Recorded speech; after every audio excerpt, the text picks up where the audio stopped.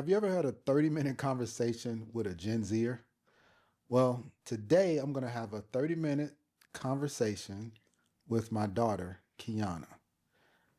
I'm a Gen X. She's a Gen Z. Oh, I almost did X. I don't know what. Z. So we're going to see if we can have a little conversation. I'll ask some questions. Kiana might ask me a couple of questions. And then we'll see what happens. So let's get into it. Can I first kick it off though with a little fun question? Okay. All right. That's Okay. a little bit off script right in the beginning. So I know everybody knows NBA Finals is on. If you don't know, put it on. What do you think about the NBA Finals? Are we a Knicks fan? Are we a Spurs fan? We're a Laker fan. I'm a Laker fan. Okay. But for the NBA Finals, like, you know. For the Knicks. Okay. Yeah. So we like JB. Jalen Brunson. Yes, he's a pretty cool player. He's pretty cool. Yeah, this is too much time to take at the beginning. Let's get it started. Sure. All right, whatever. So anyway, we're going to get started with the questions. And then we'll talk about the NBA at the end of this segment. So let's see. The first question is, you're in college. Unfortunately, yes. And the question is college worth it? And I'm going to start because since I've taken a few college courses in my life, I think college is definitely worth it. Okay. And I think it's worth it for a couple of reasons. And we'll start with, everyone thinks that when you go to college, it's designed to, teach you an exact job once you get out. Well, or once you graduate. Well, that's really not what it's for. It's not to teach you a specific job. It's to teach you how to learn. Right? So when you get through college, or the reason why employees or employers, they look at your college diploma, is because what it means to them is this person can focus for a long time. They can focus for 4 years, not just for 40 minutes. Yeah. They can make sure they get all of their tasks done, because courses are nothing more than just tasks. True. That you have to get through. Some of them are easy, some of them are hard, just like in a job. And not only that, it just separates you sometimes from some of the other people that will be applying for jobs. So for me, that's the way I look at college, because you have to get your foot in the door. Without kicking in the door, you have to get your foot through the door first. Yeah, that's true. And a college diploma will help you get that. In our house, the thing was college or the military. And my daughter chose the college route. Yes, I did. So you've gone to college now for 2 years. And the question is, you tell me, is college worth it? And that's up to this point. But what do you think about college? I think so far college has definitely given me a new perspective, I think, of the different industries that we have in America. I'm not going to speak for the whole world because I don't live in the whole world. I live in America. But I just feel like it's not as scary as it might seem. College kind of makes you feel a little bit more comfortable, because you know that your peers around you are also going through that same kind of like, I don't know, some of them are like, I've never even had a job. You know what I mean? So it's like them going into just school and then it's straight to a full-time position. They're like, whoa, what's going on? So I think college definitely prepares you for that. It kind of gives you a little bit more insight on what you're getting yourself into with a college degree.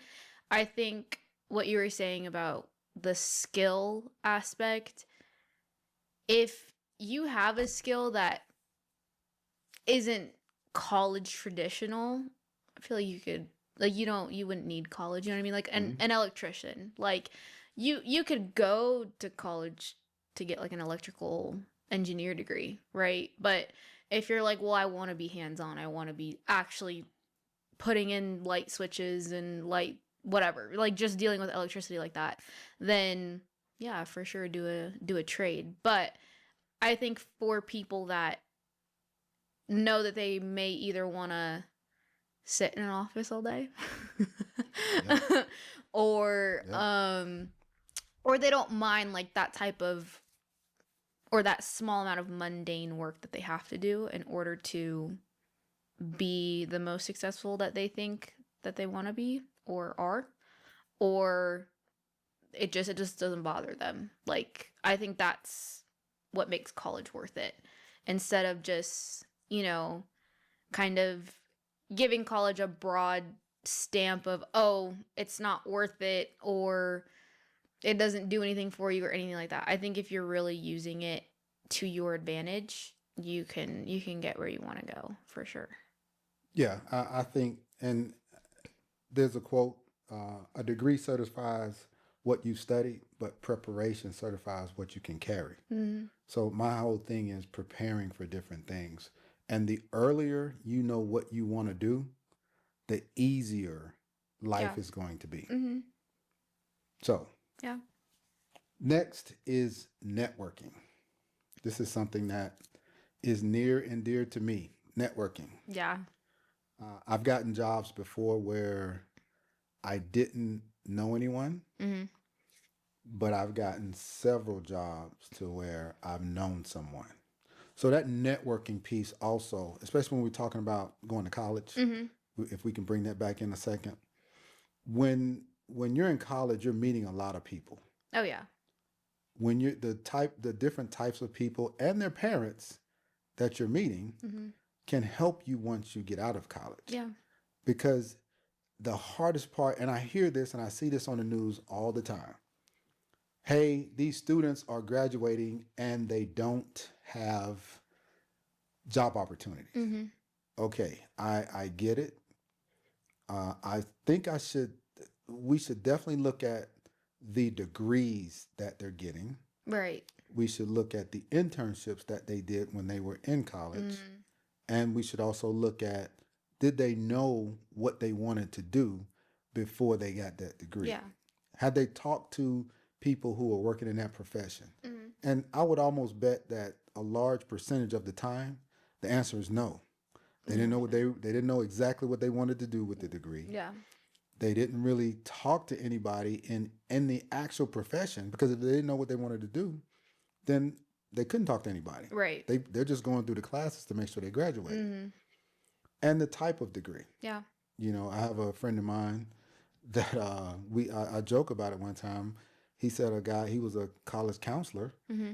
and he said a guy came to his office and said, "Hey, Mr. Washington, I finished my degree last semester. Mm-hmm. I've been applying for like 3 or 4 months, Mm-hmm. and nothing is popping up." Yeah. And he pulled him to the side. He said, "Okay, well, let's see what we can do." He was like, "Get your resume out and let me look at your resume. Mm-hmm. Tell me kind of what you want to do." And he said, "Oh, by the way, what's your degree in?" And the guy said, "Romance literature." So here's the thing: nothing wrong with a romance literature degree, No. but as long as you know exactly what you want to do with that degree, Mm-hmm. that's the main key to that. And since we're talking about networking, we're talking about, if you whatever degree you get, how are you going to apply that and where you're going to go? Yeah. So what do you think about networking?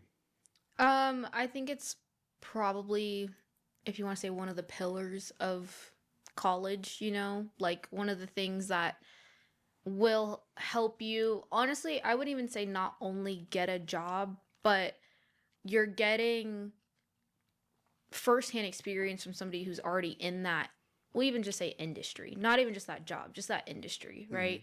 Because, for example, for me, since I want to go into sports, why would I be talking to somebody who's an electrical engineer for an IT company? Like, that doesn't make sense, right? So it is one thing to, get experience from people who just have a 9-to-5, that makes sense. But for me to really understand why I'm trying to go into the industry that I want to go in, I would need to talk to somebody that is working for the Aviators or the Athletics or Raiders or whatever, in order to get that information to make sure yeah, I do want to do this for the rest of my life or for a good amount of time, because it's not just 10 years or it's not just 5 years and it's like, well, I'm retired. Like that's not how it works. So I think it's definitely one of the most important things. And I think with this new generation, college has definitely been progressing a lot more with Gen Z, I feel like, in what we're interested in. And one of those types of things is organizations or like clubs. If you're not in a club, like that's probably the worst thing you can do in your college career, because the amount of people that I think not only I've met in college or were graduating this year or out of college already in a full-time position and they're in that job that you want or whatever, well, now you have that connection. When an employer sees that on your resume, they're like, oh, well, I know of that club at UNLV. I know of that club at this college or whatever. And we know this person's work because they were in that club. So that must be the same. You know what I mean? So it's like that definitely puts you in a different category. Yes, with your diploma, but also when they look at your resume and look at what you've been doing all your 4 years, that also shows, okay, they took the initiative out to go out and meet people and not just be socially awkward or be, stuck in their dorm, not really wanting to do anything. And then come senior year, they're like, well, this is my first internship ever. Right. And, people that have been in clubs or different things have had 3-4 internships under their belt already. So I think that's also super, super important. A lot of employers do look at that, and also taking advantage of college resources. One thing I did was go to the career fair at UNLV, and I think that was probably the best thing I could do for myself, because I not only met the HR coordinators making the decisions on who's going to be hired, or that manager for that department that I personally met, introduced myself to them and said, hey, I'm looking for an internship and hopefully a full-time job by the end of my senior year, or, when I graduate. So doing that, putting yourself out there, no, it's not the most comfortable thing you can do, but it's what's going to help you in the long run. Because if not, then that initiative that's what employers look for. And if you don't have that, and if you don't want to show that, then yeah, we can be working at Starbucks for 6 years, Right. Like it's okay. People do it. But if you just want to succeed, that's what you got to do in order to do it. So networking is really important. I like it. I like talking to people. It's fun. Laugh, joke, connect on something, call it a day. Right. It's not as scary as it might seem, I feel. Yeah, and I like the way you said that about, putting yourself out there, because if you think about the, I don't know, if you think about the actual going through college, meeting a lot of people, and then getting a job, that's kind of why you go to college, to make it easier for you to get a job. And there's a little saying, you build a well before you're thirsty. You know you're going to be thirsty after that. after that 9 to 5. After that 4th year of college, you're going to be thirsty. Yeah. So go ahead and build that well, and that's the metaphor for that networking. Go ahead and do that now. Yeah. And then later it'll make it easy. I mean, we were at a function yesterday, you and I, and we probably met. There was at least 6 people there that were in higher level positions, or on their own company, that graduated from UNLV. Oh yeah, it was like everyone we met was an alumni. I was like, well, I think which is important too. Like if you network in your own state, city, whatever, you are gonna meet alumni there. Like it's gonna happen, and that makes it 10 times better, because then they're like, oh, so about this. Right. Like one specific thing that's in that city or whatever, and makes connecting easier, because then it doesn't have to be so you like sports or it doesn't have to be awkward. Right. Right. Okay. Okay. So now let's get into the controversial one. Oh, guys, apology video coming soon. Don't cancel us, please. So, work ethic. Oof. All right. So let's talk about work ethic. Yeah. So, I'm a Gen Xer. I mean, we kind of invented the whole work ethic thing, whatever. Right? Oh my gosh. What? Nothing. No, go ahead. Go ahead. Yeah. Okay. So, but I'm one of those people where if I hear someone say, "Hey, these generations now today or generation today are lazy," right? And I don't really believe that. I don't either. I'm sure you don't. I don't either. But I read this term. It says Gen Z, they're negotiating the terms, not refusing to work. Right? Yeah. Which here's what that means, and this is what I tell people. And I've had a bunch of different people work with me and for me over the last 15 years. And the younger people, all they want to know is, what do you want me to do? When do you need it by? And when did you need it by? Yeah. Right? And if you're one of those managers or one of those leaders that say, no, I want to see you working. Right.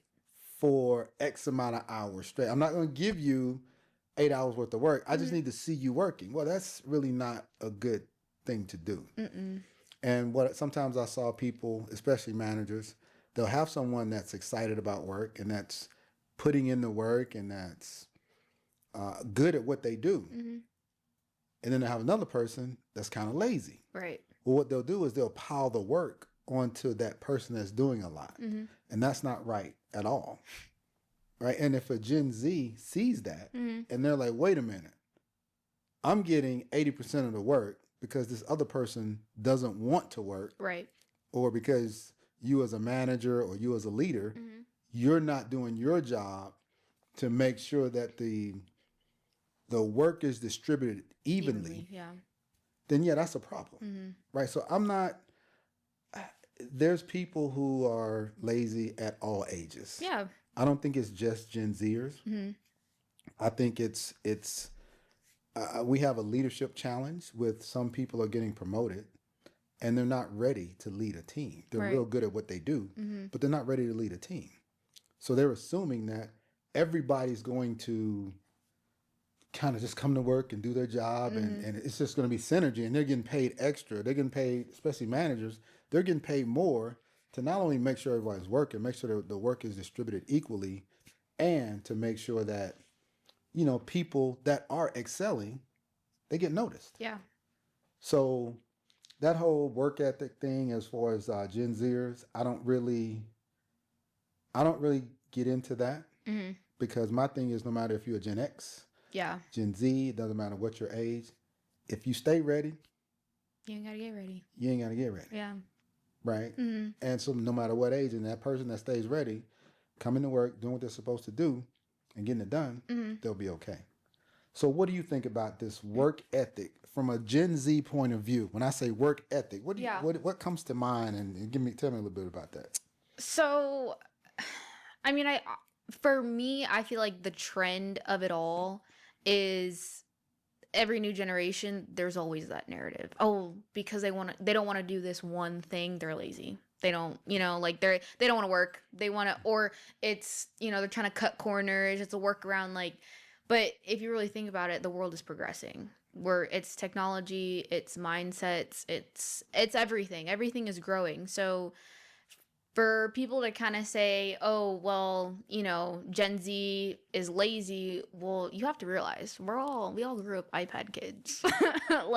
We all grew up with Google. So, I mean, you can't really call us lazy just because, we might use our resources a little bit more than just relying on the human mind, because we know we're going to make mistakes. We're not perfect. So might as well use the thing that's almost perfect, 99% of the time to make sure that we can be good at our jobs and things like that. But I do think work ethic does come from, might get a little controversial. It does come from, family values too. I feel, like watching your parents, how they, do their job and everything. If your parents, work over 80 hours a week, you're like, well, I got to do that too. Like that's work ethic. Or, some parents, they have their own business and, they get to work 4 hours a day, right? And it's like, well, yeah, work day is only like 3-4 hours, right? Well, no. So I think it all comes down to perspective, what they grew up, what they know. And I feel like that goes for everybody. Everybody's just going to really just go with what they know. But I do think as far as for me, it's been, I mean, you heard my choices. It was college or the military. So there had to have been some type of work ethic, built in somewhere that was seen and said, hey, yeah, you have the ability to do either.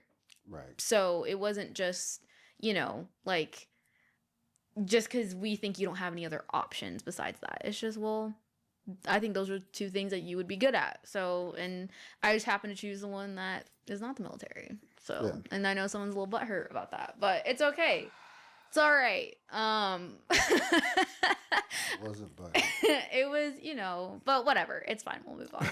We'll move on. But I think that narrative, it comes with every generation. But I think for us, we really just, like you said, if we get a task and you want us to have it by Friday, we're going to have it by Friday. Does it matter if we do it on Friday because we procrastinated the whole week? Well, if it's done by Friday, like there wasn't any type of other stipulation saying, well, you need to be working on it Tuesday, Thursday, or Tuesday, Wednesday, Thursday. Like, well, yeah, that wasn't in the fine print, or I didn't read it in the fine print if that was part of it. So I think, it happens with school all the time. Meet friends, they're like, yeah, homework's due Friday. I'm just gonna do it all on Friday. Like, okay. Like, at least it gets done, at the end of the day.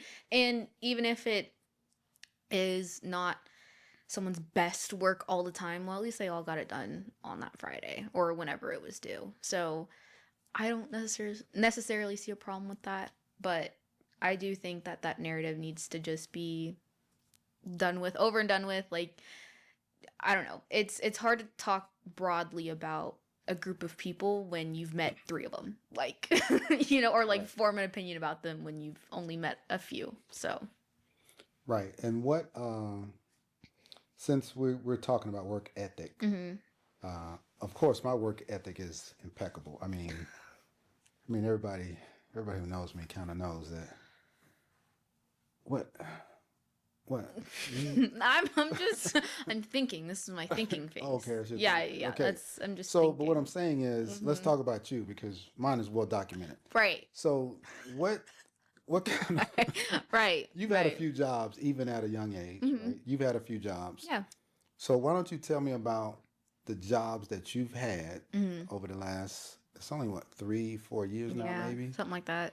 But you've had a few positions. Yeah. In that time, right? Yeah, I have. So let's talk about that a little bit. Tell me a little bit about your positions that you've had, and what do you think about your work ethic in those positions? I think so. I started in like basic job, like babysitting, so like very first, like this is your task, you get paid to do this. That was fun. I think it was nice earning my own money. I was like, hey, this is cool. I do this for 3-4 hours and I get the X amount of money. It's cool. Yeah, I like that too. Oh, I'm sure you do. Yeah, I like you making your money. Oh, right. Yeah. No. Yeah.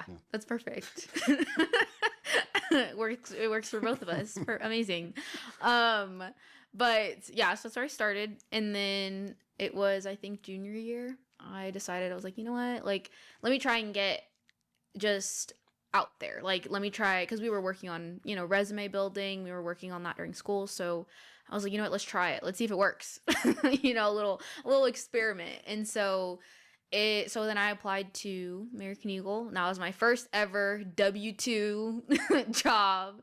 And I was really excited. And then, 6 months in, I said, hey, this sucks. American Eagle, great company. For me, I was just like, retail is a lot. I did not know all of the factors that go into being a retail worker. I was like, yeah, no, this is not for me. I definitely don't want to do this for the rest of my life. So that was nice to know early. But it was really cool.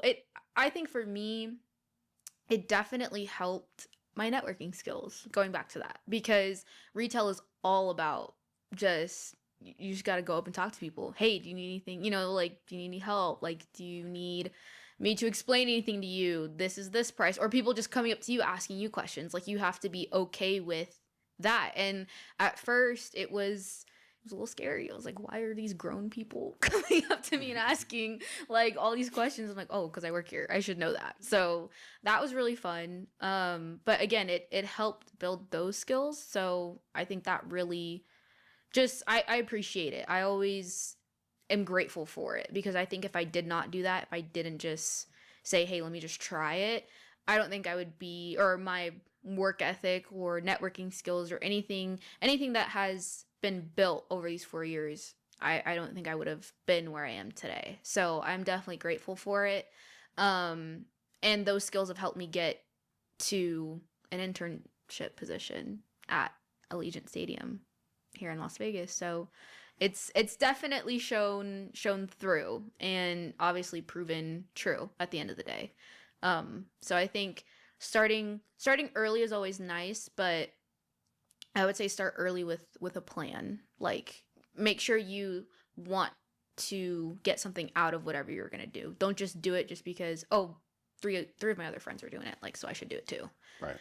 So I think really think about it, really say, okay, I'm going to dedicate this time. Because it is, I mean, I still was going to school, still had homework, still, had my main responsibilities to do. The job was, on the side. So you just got to make sure that plan is set in stone, and you're not saying, hey, well, I make money over here, but school doesn't make me money. So like don't do that. Right. Don't do that. But it is good to get those experiences and that interview practice. Yeah, that's important. That's important, because yes, college, has resources for that, but you gotta like do it. You can't just do it with your friend, Right. like every single time to practice. Like you have to go into that office and face that fear, because it's scary. It is scary. Like when you get in there, you're like, I'm so nervous. I need a bathroom. I'm hyperventilating. like it's scary. But once you do it, once you get through like the first couple, it's worth it at the end of the day. Oh yeah. Yeah, getting that experience in. So you've had even in your last 4 years, you've probably had maybe at least four different jobs. Yeah, at least 4. Including coaching also. Yes, so I was an assistant coach for volleyball. That was Right. really fun. I mean, that was a completely different experience than what I was used to, from just, hey, you have this one task to do every single time you come in, or every single time you clock in. This is your only task. Coaching was like, yeah, you got this today, this tomorrow. Somebody's having a meltdown. Let's go fix that. Like it was a lot more ups and downs than I was used to, but it was a great experience. I felt like it definitely helped my leadership skills, especially with the younger generation who's younger than me. So, I mean, that was interesting to know how their brain works, and, what they think is funny and what they think is cool and all of that. So, Right. Okay. And I always have a quote, experience doesn't make you, evaluated experience does. mm-hmm. So you can have experience like just doing stuff on your own. Yeah. But when you get a job and you have that experience during that job, you also have evaluations. People are watching you do the work. Mm-hmm. So always think about that. Next, we're going to talk about, I'm not going to say this is my favorite topic, but it's a topic that I enjoy kind of talking about. We know. I kind of enjoy talking about finances a little bit. Oh my gosh. Everybody get your popcorn. He's going to be yapping for a minute. I mean, this is his thing. Well, no. Okay, so this is my thing about finances. Mm-hmm. Yeah, tell the people. Finances they're fairly easy, right? For you, but yes. Because since I'm talking to a Gen Zer, right? I'm going to start with the things that I don't know how many the Gen Z generation, if they're thinking about this. I'm sure they are, but it's retirement, right? Because they're young. Yeah. So they're probably not thinking about retirement. The thing that we had was we had pensions. Right. We had retirement systems in place. Yeah. So you could work in a job for, 20, 30 years and get a decent retirement. Yeah. Well, for the Gen Zers, they have to create their own retirement. Mm-hmm.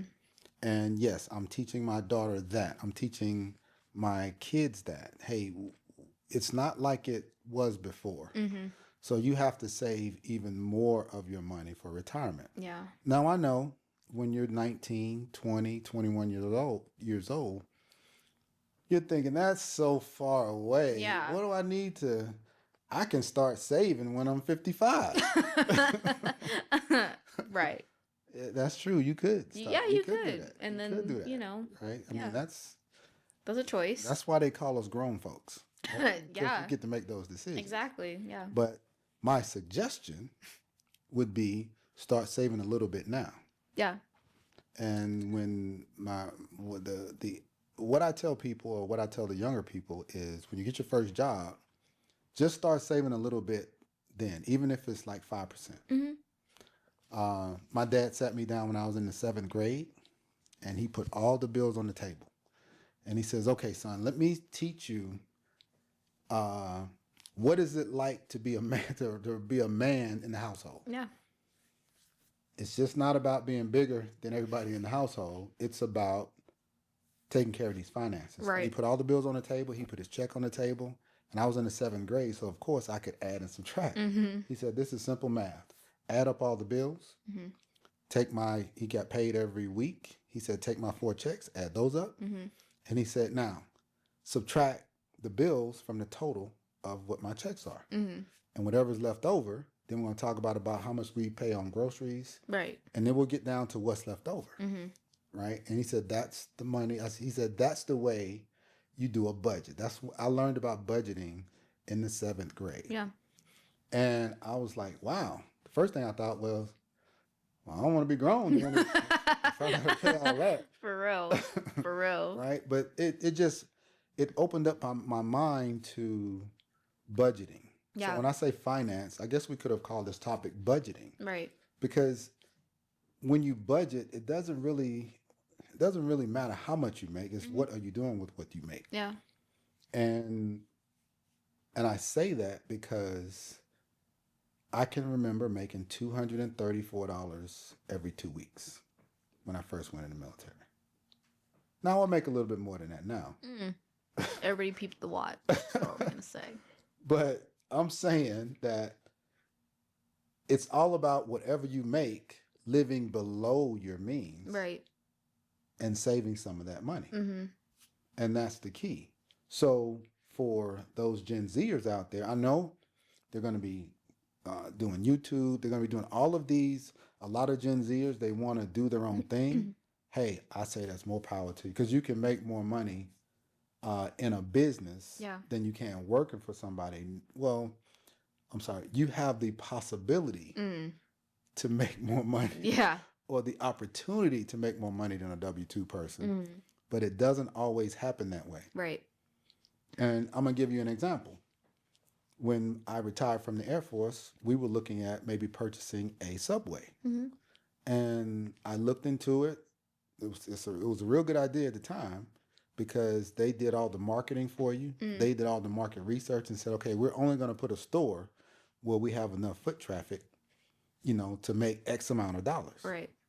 And I said, oh man, this is a good deal. And then we got to the end and they were like, okay, so the owner's equity, meaning that for that year, the owner's equity, that means after everything is paid, and this was in 2006, it was like $70-something thousand, which is good, Right. because you have the ability to maybe get another Subway 2 years from now, then another one or whatever. So I understood it, but I was like, $70,000, and that's with you being the manager of the store. Right. And I was like, well, I don't want to make sandwiches. Like, I don't want to clock in. I just Right. wanted to own it. Like, Right, exactly. So, but it's just one of those things where it's all in what you want. right. Some people want to be their own boss. There's nothing wrong with that. A good friend of mine, he taught me a saying. He said, Chris, I want to be the one with my hands on the wheel, my hands on the gas. I mean, my foot on the gas. Yeah. And my foot on the brake. Yeah. He said, I want to determine if I go faster, if I go slower, Yeah. if I turn left, if I turn right. And I said, you know what, man, that's a good way to put it. I'm Yeah. gonna use that. I said, that's an excellent way to put it. And I said, there's nothing wrong with that. And he's a successful house flipper. Yeah. Right. And that's what he does. And he's successful at it. And he's taught me a lot of things. Oh, yeah. You know, younger person, much younger than me, but knows a lot about his craft. So I say all that to say, and this is the question for you, and I know we've talked about this. Yeah. I'm sure you've heard me say Oh. this once or twice. Yeah, once in a know. blue moon comes up. Right. About because of course I have my military pension. Right. I'm 35 years into the federal government. I'm getting a pension from that. I have VA benefits. So that was the Gen X Right. thinking. Right. But now we're talking about the Gen Z thinking. What have you heard about it, or what do you think you'll be doing? Well, I think for Gen Z, what's really being put out into society, social media, what we're listening to, all of that is trading, stocks, like all of that is being pushed out, like Roth IRAs, like all of that is being pushed out to us for us to, you know, what they say now is like retire my mom, retire my family, retire myself, right? Like that, those are the things that is being pushed out to us. And I think it's great because, again, in those or in that industry, you can definitely be your own boss. You know, it's just comes with a lot of risk. If you hate risk, don't do it. Like, you know, that's not for you. But, and which is, I view it as a good thing just because it's another skill that somebody can learn. But I won't say that it's the best thing to rely on just because, like I said, it does come with a lot of risk to the point where it's like, yeah, you could lose 20 grand in a day, right? Like it's not stable is what I'm getting at. And so, but you know, people like, I know people now that are in college that, you know, they day trade and they do all that. And I'm like, that's, you know, that's great. Good for you. You know, that's great that you can take risks like that. Me though, I can't. I like knowing I have, you know, a certain amount in my bank account and it's not going anywhere. Like, so I think that is, again, it's great, but it's just not for everybody. And for me, it's nice having this finance guru that I live with, you know? Who's that? Like, I don't know. It's, you know, just this guy who pays all my bills. Oh, that guy. You know? Oh, that guy. Yeah. So he has definitely, I think the one thing that we've talked about and that I'm pushing more towards and leaning more towards is a side gig, side job, whatever that is. Finding something that I really love and that I would want to do and that I could make money off of. And I think I did find that, which is coaching. I fell in love with it. I mean, I love the game of volleyball. I've played it. I've, you know, done it. It's so much fun. But teaching the younger generation and also learning from the other head coaches that are part of that club really showed me what goes into being a coach. And it's not just making up plays and, you know, telling parents, hey, can you calm down? Like, it's okay. It's just a game. Like, you know, it's a lot of you know, you might have to be fighting some parenting styles. You might have to be, you know, not so much taking care of a kid, but making sure that they're okay, you know, being that outlet for that child. And also just like the humility of it all. Like, yes, I am the coach. Yes, I draw up the plays. Yes, I, you know, have practice plans and make sure everybody goes to practice and all of that. But at the end of the day, all the things that you're doing add up to you can't let this kid lose the love of the game. Because if they do, that's it. They're done. Like, you know, they're just going to hate this game. They're going to hate even looking at a volleyball, looking at a jersey, looking like anything to do with volleyball, hate it. Don't want anything to do with it. And you never want that for a kid. You know, you want them to keep that energy and excitement and love for the game because, and not just so that they can go D1 and you can say, oh yeah, I'm the person who coached that kid. Like, no, it's so that they can see that and say, yeah, I could get a college degree out of this sport. I could definitely do that.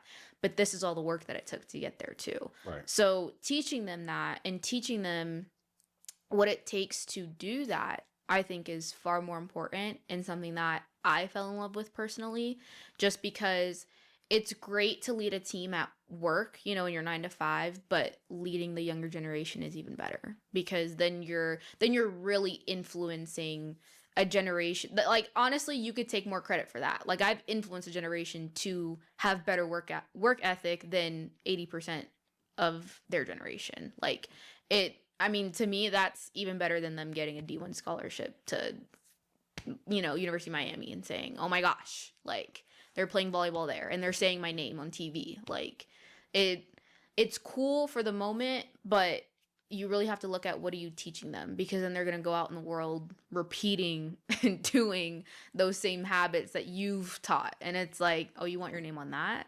Well, okay. Right. Like, it's fun for the moment when they win the state championship, but when they go out in the world and they're, and people are getting on television saying, yeah, that athlete, terrible person. They just, like, so mean, Right. don't care about, having a real conversation or anything like that. Like, no, I'm good. But having that influence it's nice, but it's also, it gives you a perspective that you wouldn't have gotten just by, oh, well, I, go to or like, I don't know, teach a daycare or something like that, like, it really, it helps them in ways you can't even imagine. And I feel like sports is one of those things. I feel like, you could probably say this too, like, sports is one of those things where it teaches you discipline. It teaches you work ethic. It teaches you how to be a part of a team, how to work through those, ups and downs and those conflicts of having to work with people and having to play with people that may not like you or you may not like them. Like, sports is one of those things where you could learn probably a million lessons out of every game, practice, conversation with your coach. There's always something you can learn. So I think being around that is the best thing you could do for yourself. Yeah, agreed. It's sports it's one of those things where I remember, and this is a long time ago, but sports, and I think I've said this before, it taught me, or it gave me the biggest boost of confidence than almost any other achievement I've made. Yeah. And that's counting master's degrees, that's counting, being a GS-15 or getting to the highest level in the federal government, because it was at a time where I was young, and I'm just going to make a long story as short as I can, but I didn't make the basketball team my 9th grade year, and one of the coaches, he was the football coach. He was the head football coach, I think, and the head basketball coach. And he said, hey, if you want to play basketball, you need to play football, or you need to go out for football and baseball and all these other sports as well. And I said, yeah, no, I'm not doing that. So, of course, I didn't make the team on my freshman year, my sophomore year. I played in the little rec leagues or whatever, but, and I still played against the guys that were on the team. Right. So my senior year comes around, and he leaves, and a new coach comes on. The new coach was a younger guy. He didn't know anybody at the school. He was from a different state. Okay. And I was like, oh, man, so I'm going to try out. So I try out, and I make the first cut. And during the second cut, he's like, Chris, why haven't you played, any other year? Why are you just now going out for the basketball team? And I told him, I said, it's because, of the coach. I told him the whole story. Yeah. And he said, okay, well, I'm not that guy. You're going to make the team. So now back when I was playing, it was kind of weird for someone to have been at the school for 3 years. Yeah. And then make the varsity team. Yeah. And me making the varsity team, just that by itself was, for me, a win that I always think about. And no, I didn't score 25 points a game or anything like that. I probably scored way under, 6 points a game or something like that. But the bottom line is I started some games. Yeah. And I just made the team, and that, I don't know, that feeling of accomplishment of, hey, no, I could have been playing the whole time if it wasn't for this other person.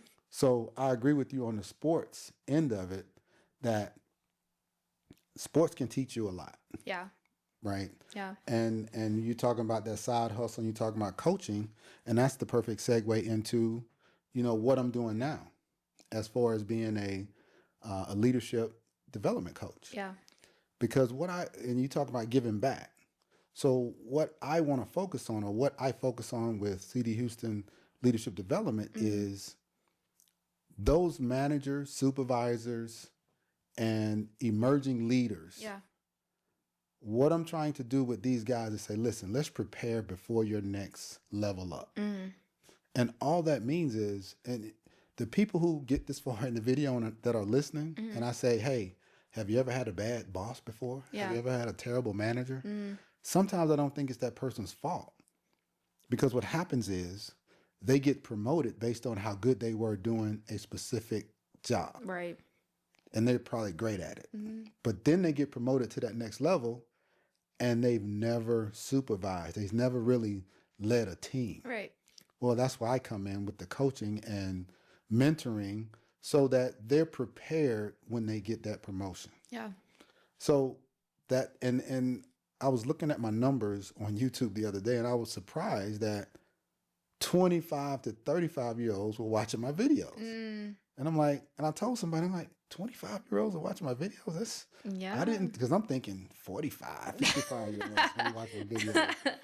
And, but I was definitely excited to know that there's 25-year-olds out there who want to know about leadership. Oh yeah. I think for sure it's definitely a topic that's probably not talked about frequently all the time, but it is in conversation when they are in that full-time position or 9 to 5 or whatever, and they're like, hey, I want to make what he's making, you know? And I think obviously that is one of the drivers of that conversation or of that interest.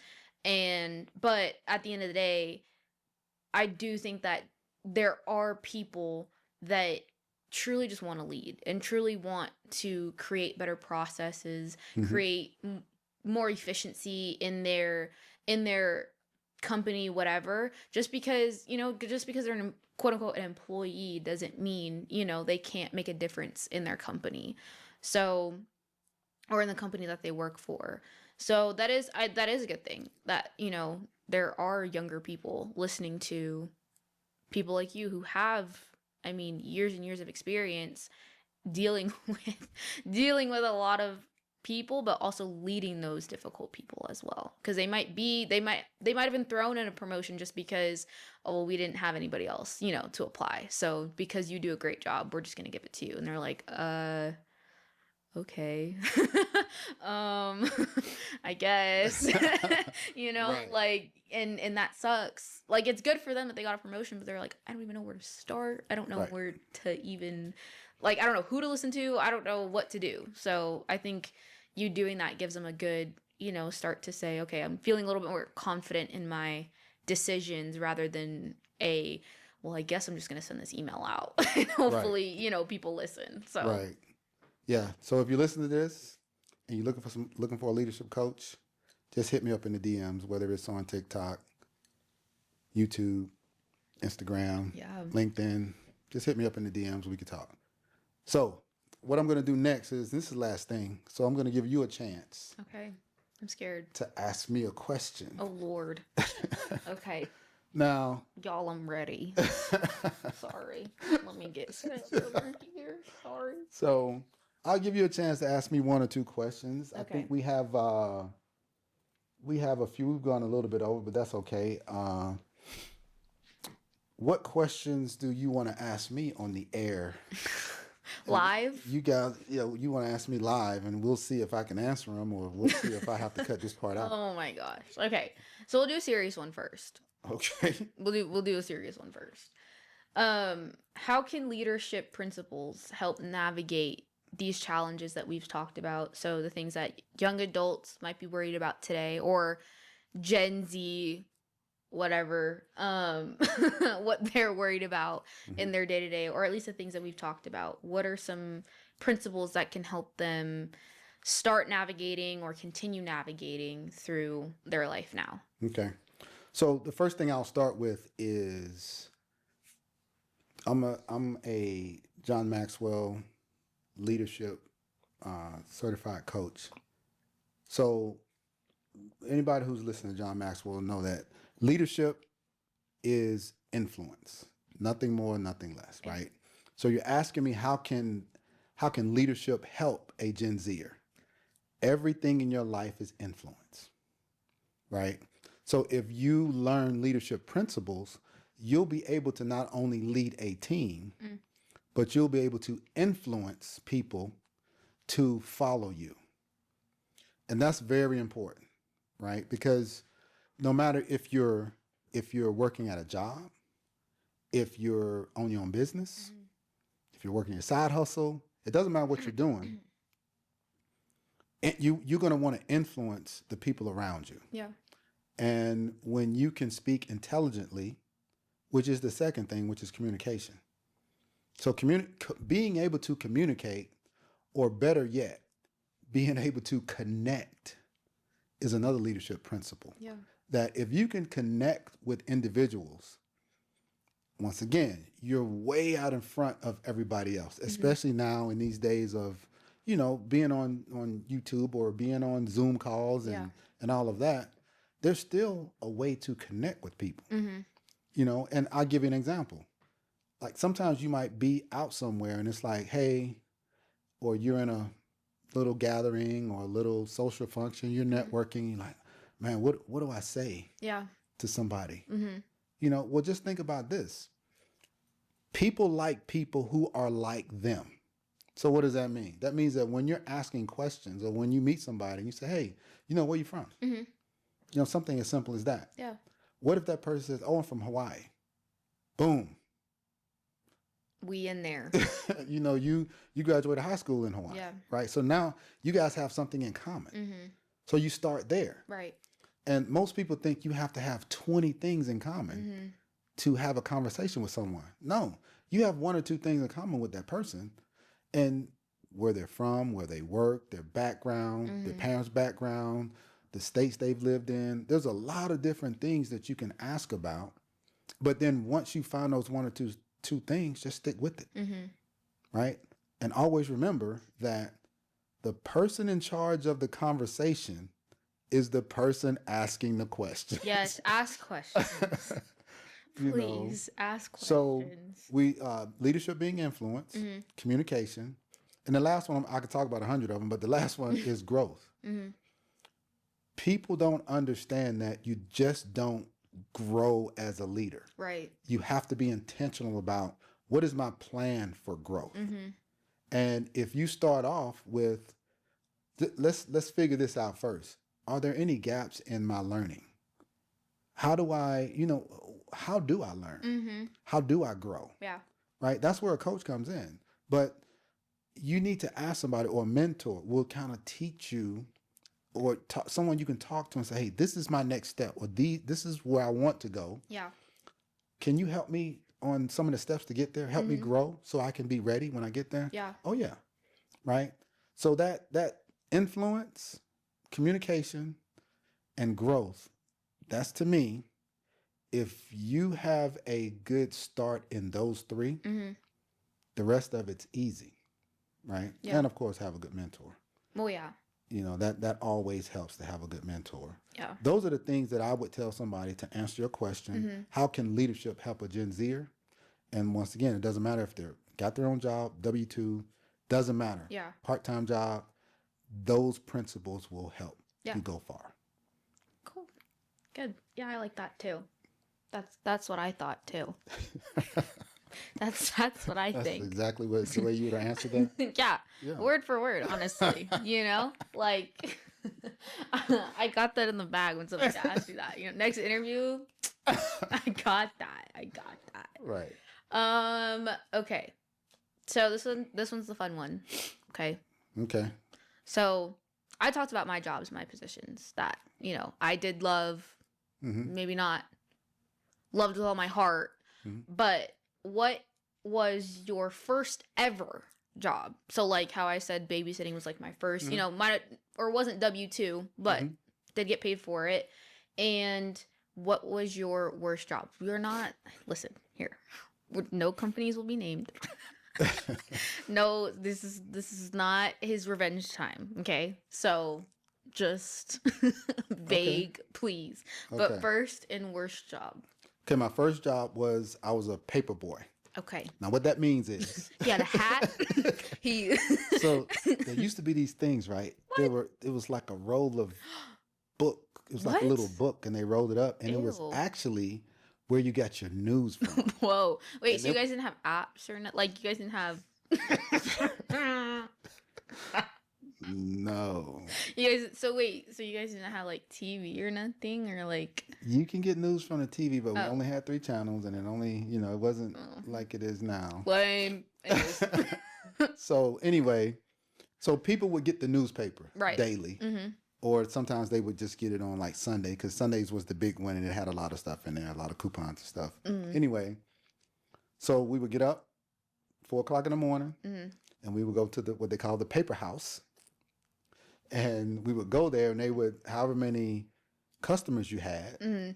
they would give you that stack of, newspapers. Right. And you would roll them up, put rubber bands on them, put them in your little saddle bags, Mhm. get on your bike, and you go. Aw. Can anybody imagine that? If somebody can draw that for me, little him, that'd be great.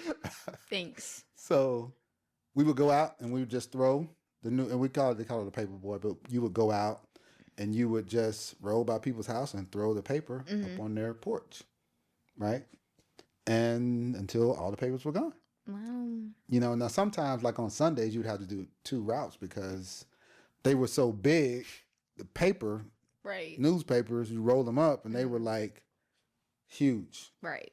And So everybody, let's say thank you, Bill Gates, in the comments, because Bill Gates, Mark Cuban, anybody who had a monumental yeah. like addition to technology, thank you. I thank Yeah. you. So that was my first job. I actually liked it. My brother, Mhm. him and 2 of his friends, they also, that's how I got the idea. Yeah. My brother was 4 years older than me, which still is. But was we're the same age now, so right.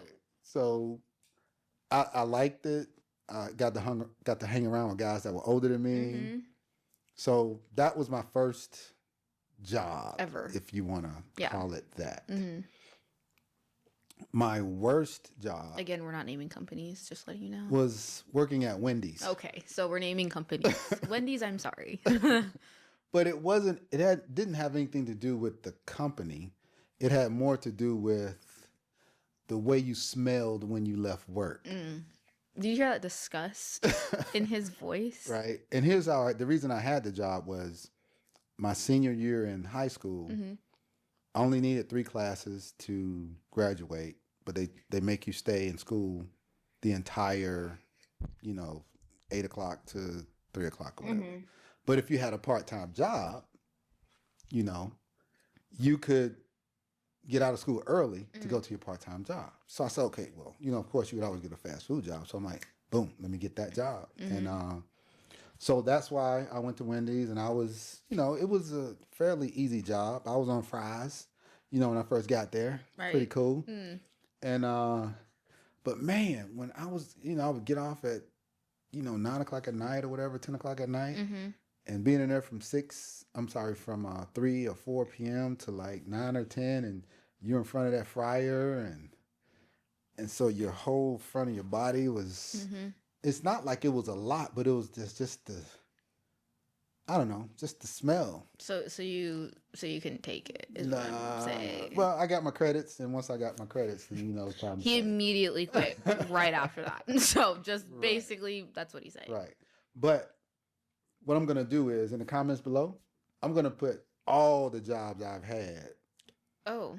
from the paper boy to my federal job I have right now. So you just a lot. gonna flex, huh? Is that It's what we're not doing? really a flex. It's just to show people that I've done a lot of jobs. I've I'm done a looking lot of things. straight in the and- camera right now. I'm looking like down the barrel.